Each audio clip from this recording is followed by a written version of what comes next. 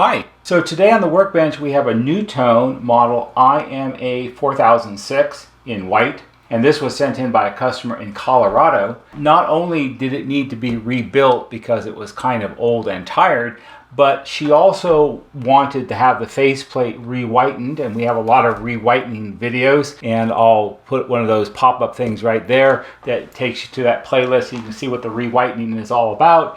And I said, sure, we can do all of that for you. And so it's been rebuilt, it's been re-whitened, it turned out really nice. It's a nice white color again instead of the awful yellow that it was when she sent it to me. But one of the things that came up, she said, should I send the other 4 pieces with it? And I said, which other 4 pieces is that? And she said, well, those are the pieces that go around it. And I said, oh yeah, you have one of those. So let's go ahead and send those because those need to be re-whitened too.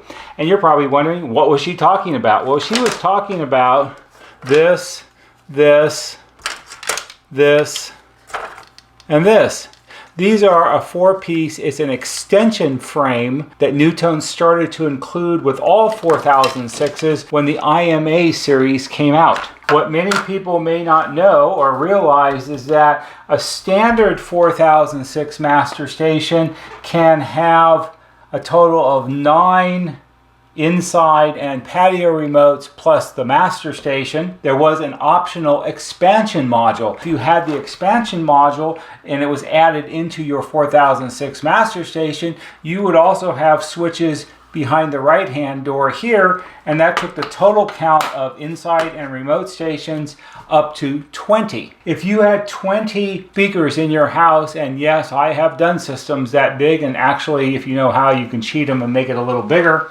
If you have that many stations in an installation, the wall housing, the box in the wall behind the master station, isn't any bigger than in a standard installation. So you have to be really neat and orderly to get all the wires in place and still have enough room to tip the master station back into the wall and secure it so it fits properly. One of the installation problems that would occur, especially if guys were not neat and orderly, is they would have this massive tangle of wires in the wall housing behind the master station, and then when they would try to close up the set, all of the boards and everything that are on the back of the set would be pushing against those, especially in the middle where there's more stuff. When you would tighten the screws into the mounting brackets, it would actually bow the faceplate. You would tighten the screws and pull the ends next to the wall, but in the middle it would bow out a little bit. And when you did that, if it was too much, it would make the set malfunction and it wouldn't work correctly. It was enough of a problem that NuTone decided to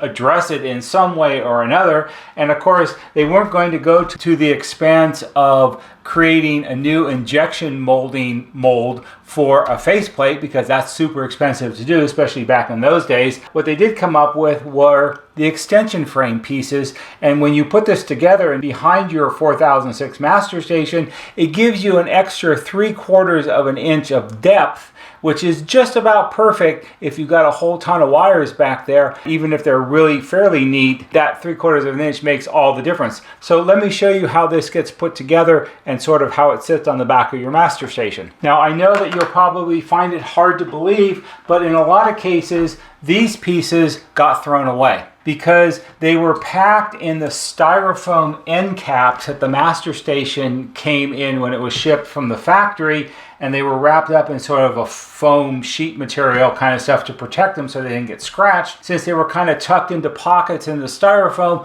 a lot of installers either didn't see them, couldn't be bothered, didn't want to do it, and they just got thrown away. Probably, I'm going to guess, half of the sets that got put in have extension frames, and yes, these were available with the white models. They were also available in the traditional models, so these would be black, but they're all the same. It's a very simple design. It's sort of like a kid's building set here. You simply take them and you slide. They have keyed slots.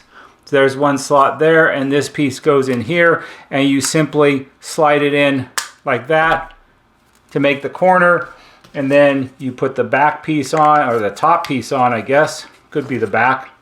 Depends on how you look at it, I guess. And then you put the last piece in.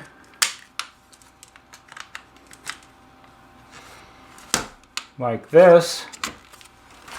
And you have an extension frame. Now, this side with the flat flange on it. This is actually sits up against the wall, and this side with this narrow flange and the openings here, you can't see that, the openings down here, this is where the master station fits in, so this would be the front. And the way you do this when this is in a customer's home, and I did not set up the whole installation example here because frankly I don't have time for that today, but the way you do this is, this doesn't fit over it like this, it won't go. What you have to do is you have to put it on from behind. So the best way to do this is you put it together but you leave one corner kind of detached, and then you hang your master station on the wall housing like you normally would do, and then you sort of fit this around it like that. See, you would think I've done this before. Oh wait, I have. Like this, and then the master station, I'll have to lay it down to get it lined up because there, it's easier when it's in the wall. The master station sits in it like this. It's easier to do when it's on the wall and it doesn't all fall apart.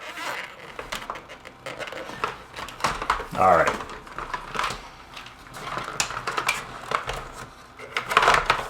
See, you get to see me struggle along with things sometimes too. So it sits on the wall like that. And you can see it's a nice trim piece here, especially if you can get it to stay for the video.